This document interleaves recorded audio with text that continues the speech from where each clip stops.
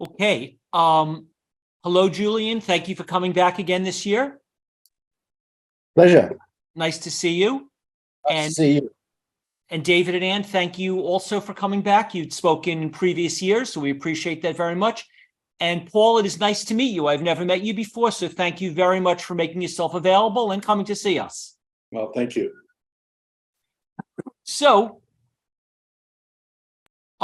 let's see. If I had to say what's the most difficult of the 32 panels to do, I would say this is it, because I don't know if I want to ask you the questions. I'm afraid you'll answer them. And I don't know if I'm going to like what you have to say. So I guess let's go forward.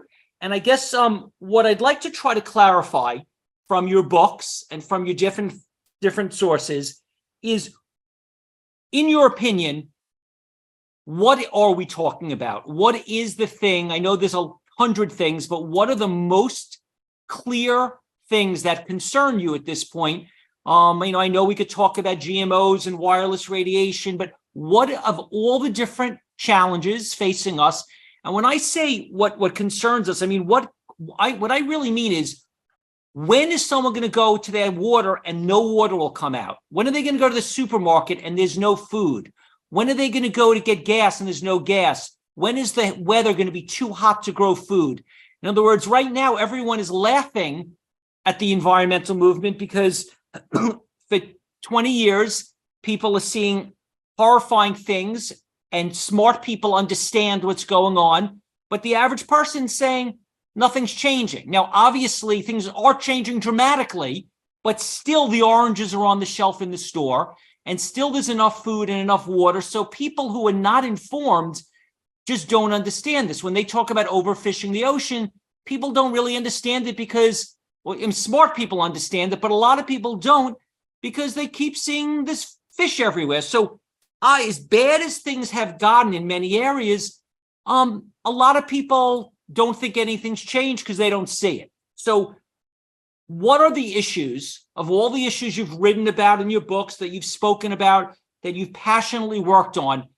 Let's try to first name what the issues are, the most important issues, and then we should come back to, when are we going to start noticing this in a more significant way? Even though I understand parts of the world are experiencing this completely now, there are parts of the world that still are not experiencing this. So if you could each kind of just start out without telling me about the problem, just name it, just name the specific issues that you feel we want to make sure everyone understands are issues.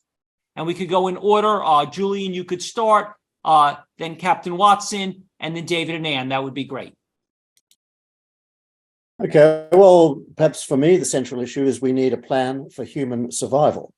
At present, no country on earth has got one. There isn't one at the global level. People don't recognize, as you say, that we are in a big mess and heading there fast. And we need to wake up. So it's a science communication task. We have to start getting that science across to the masses. Otherwise, governments are never going to budge. It's not just people who are doing nothing, it's politicians who are doing nothing as well. And what are the specific issues, though, that when you wrote your book about all your books, what are the issues that you're saying are the problems? Okay, well, there's 10 of them, right? So I've got to remember to list them in order. But basically, ecological collapse and extinction, we can see that going on all around us at the moment. Nuclear weapons, we know that we're facing a very big threat from those. Resource scarcity, the world is running out of water, for example, it's running out of topsoil, it's running out of forests, it's running out of fish. So the key resources of the world are now being exploited far too fast.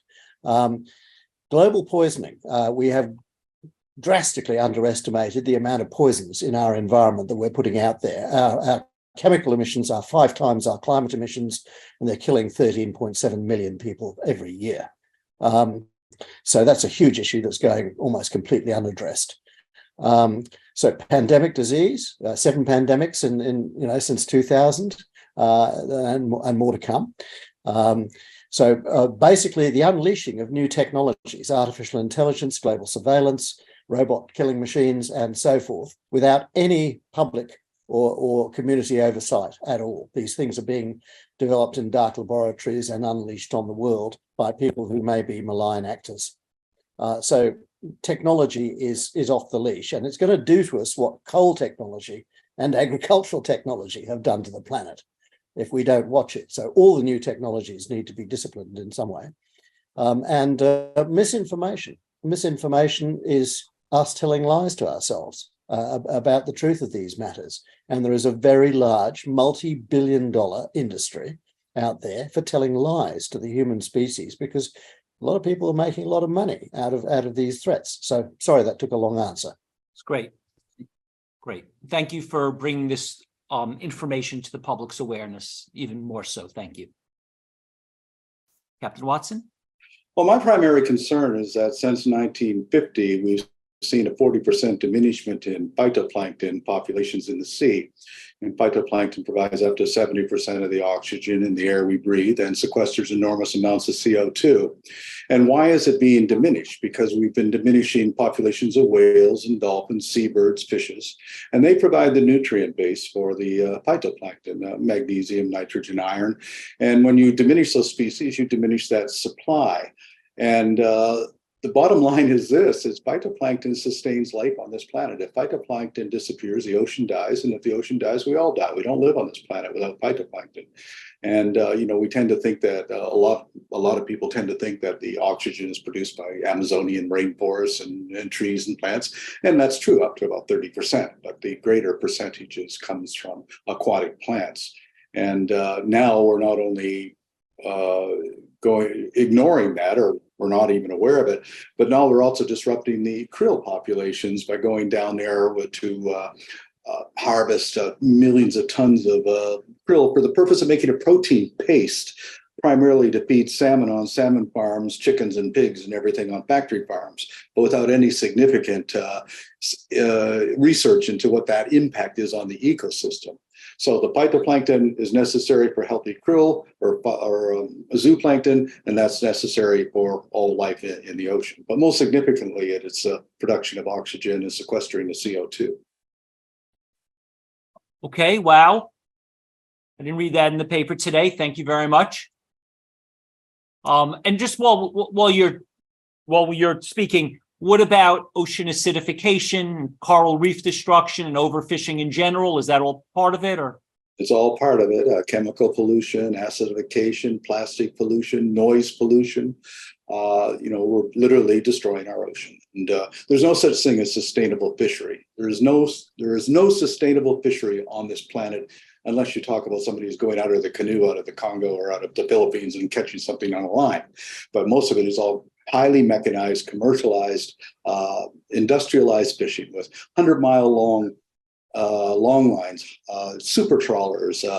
We pulled a net out of the Southern Ocean, a gill net out of the Southern Ocean that was set for Antarctic toothfish. That net was 70 tons and 72 kilometers long, and we pulled it from 2 kilometers from the bottom, and that's just one ship setting one net. We are literally strip mining life from the sea. Thank you. David and Anne? Yeah, well, there's all that's been said so far, but I like to basically think of the basic problems that we face as a species in the next 100 to 200 years as problems as things the classical Greeks named: earth, air, fire, and water. We have a soil crisis globally, from mining the topsoil to feed ourselves. We have the problems with the destruction of the ocean that were just mentioned in terms of water and the freshwater crises. We've got the climate crisis in terms of carbon dioxide going into the atmosphere, much of which came out of the soil and got put in the atmosphere through modern agriculture. And also fire in terms of how we power our civilization, our basic choice of energy systems. We need to basically revolutionize all four of those areas to meet the challenges of this century. And Anne and I have been working and writing mostly on the soil connection, but that has connections to the atmosphere. It's got connections to the carbon cycling. It's got connections to the ocean in terms of attempts to try and reduce the flux of nitrates and phosphates to marine waters.